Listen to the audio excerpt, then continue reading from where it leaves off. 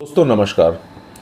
देखिए, अगर आपके घर के बगल में किसी की मार हो जाए, कहीं गोली चल जाए, कहीं कट्टा चल जाए, कहीं गुप्ती तलवारें खिंच जाएं, तो आप लोग दौड़ कर भाग कर पूरे घर वाले बालकनी में खड़े हो जाते हैं कि भाई क्या हुआ, चलो चलो देखो फलाने के यहाँ बगल में देखो कितनी भयंकर मार हो गई, कितनी भयंकर घटना हो गई। पूरा परिवार दौड़ पड़ता है, पूरी कॉलोनी दौड़ पड़ती है, पूरा मोहल्ला, पूरा समाज खड़ा हो जाता है, इकट्ठा होकर देखने लगता है कि क्या मामला है।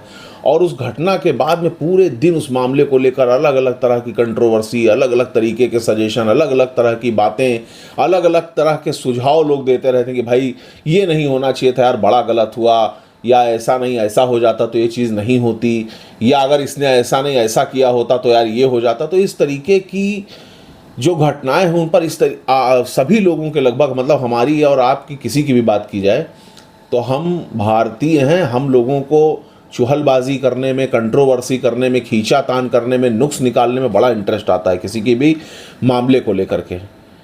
तो फिर हमारे पड़ोसी देश नेपाल की जो घटना है उससे अगर हम अभी तक अनभिज्ञ हैं तो ये गलत बात है। उस घटना को देख करके हमको चुहलबाजी नहीं करनी, उस घटना को देख करके हमें मौज नहीं लेनी, बल्कि उस घटना को देख करके इस पूरे देश को सबक लेना चाहिए कि लोकतंत्र क्या होता है, प्रजातंत्र क्या होता है, भ्रष्टाचार का परिणाम क्या होता है, भ्रष्टाचारी शासन का दुष्परिणाम क्या होता है, कौन सी चीज़ें ऐसी ज़रूरी हैं जिनको देश में कभी नहीं होना चाहिए, देश को सुचारू रूप से, सही रूप से चलाने में किन किन चीज़ों की अहम भूमिका होती है, जनता क्या होती है, पब्लिक की ताकत किसे कहते हैं, और भी बहुत सारी ऐसी चीज़ हैं जो नेपाल में हुई घटना से हमें सीखने को मिलती हैं। आज नेपाल का संसद भवन जल रहा है, नेपाल की सुप्रीम कोर्ट, नेपाल की हाई कोर्ट धूं धूं करके आग से जल रही है। बड़ी बड़ी इमारतें, बड़ी बड़ी बिल्डिंगों को लोगों ने लूट लिया, सब बर्बाद हो गया, सब नष्ट हो गया। चारों तरफ आगजनी, अफरा तफरी और बर्बादी का माहौल व्याप्त है।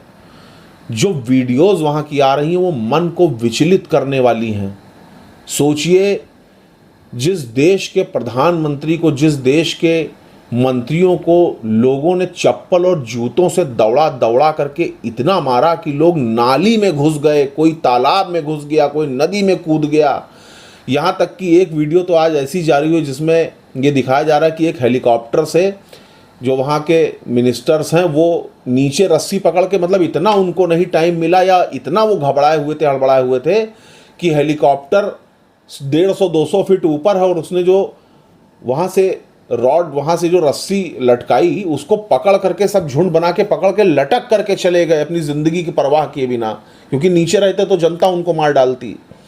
तो ये एक अस्थिर देश, एक अस्थिर राजतंत्र, एक अस्थिर लोकतंत्र से बनी सरकार का दुष्परिणाम है, और ये उन नेताओं की अस्थिरता या भ्रष्टाचार का परिणाम है जो सिर्फ और सिर्फ अपनी शासन, अपनी सत्ता के लोभ में, अपनी मौज मस्ती में डूबे रहे।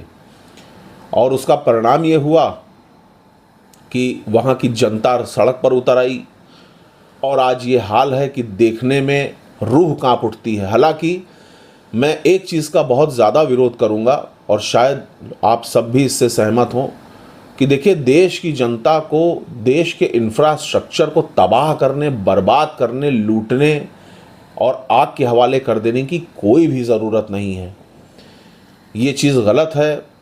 आखिर वो देश उनका अपना है, वहाँ की चीज़ें उनकी अपनी हैं।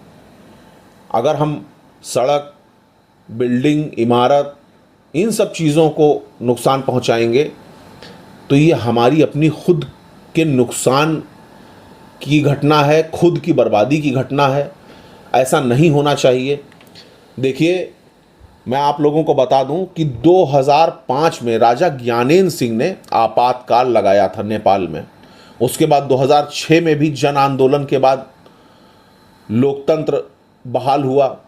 फिर उसके बाद 2015 में नया संविधान नेपाल में आया और उसके बाद से 2025 में फिर से एक घटना कारित हुई, मतलब बराबर अगर आप देखेंगे तो लगातार वहाँ पर कोई ना कोई घटना कारित होती रही है। इसका मतलब बहुत इम्बैलेंस्ड रूप से वहाँ की सरकारें चली हैं।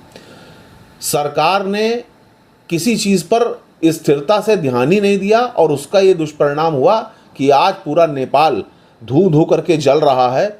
आपको मैं बता दूं कि 2025 में जो भ्रष्टाचार था, जो जेन जेड प्रोटेस्ट, एक वहाँ पर प्रोटेस्ट था जिसका ये नाम था, उसने इतना भयंकर रूप से जो है अपना रूप दिखाया कि पूरा का पूरा देश आगजनी का शिकार हो गया, पूरा का पूरा देश बर्बाद हो गया, सब मिट्टी में मिल गया, लोग रो रहे हैं, बिलख रहे हैं। आपको एक चीज़ से और अपडेट कर दें कि जो तख्ता पलट यानी कि सत्ता परिवर्तन है, वो कोई लोकतांत्रिक प्रक्रिया नहीं है। एक लोकतंत्र से बनी हुई सरकार को अवैध ढंग से सत्ता से हटा देना तख्ता पलट की घटना मानी जाती है कि असंवैधानिक तरीकों का प्रयोग करके किसी को, वहाँ कोई चुनाव से कोई सरकारें नहीं गिरी, वहाँ के प्रधानमंत्री ने इस्तीफा दे दिया, राष्ट्रपति ने इस्तीफा दे दिया, सारे मंत्री भाग गए, अब नए लोग वहाँ पर आरूढ़ होंगे। तो ये कोई एक सिस्टमेटिक प्रक्रिया से नहीं हुआ, बल्कि बल प्रयोग से हुआ, जोर ज़बरदस्ती से हुआ, जो कि बहुत निंदनीय है। और इस प्रकार की घटनाएं पूरे के पूरे देश को प्रभावित करती हैं। अब आप ये समझिएगा कि सत्ता के गलियारों में बराबर घबराहट बनी हुई है। सवाल ये है कि क्या नेपाल में कोई सरकार स्थिर रूप से बन पाएगी? क्या सेना या न्यायपालिका या वहाँ पे जो भी चीज़ें अभी जिंदा हैं वो इस पूरे मामले को अपने कंट्रोल में ले पाएंगी, चीज़ों को सही कर पाएंगी? और ये जो नेपाल का संकट है, ये हमको इस चीज़ की याद दिलाता है कि लोकतंत्र सिर्फ एक चुनाव नहीं है, ये जनता की आवाज़ है। संस्थाओं की मजबूती और मीडिया की आज़ादी पर सब चीज़ें टिकी हैं। हमारे देश में जिस तरीके के भ्रष्टाचारी, जिस तरीके के जिहादी, जिस तरीके के धर्म विरोधी, जिस तरीके के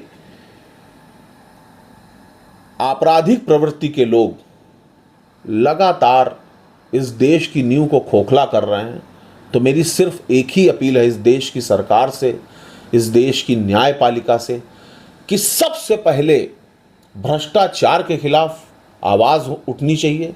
और अगर कोई आवाज़ उठा रहा है तो उसकी आवाज़ को दबाने का प्रयास न हो।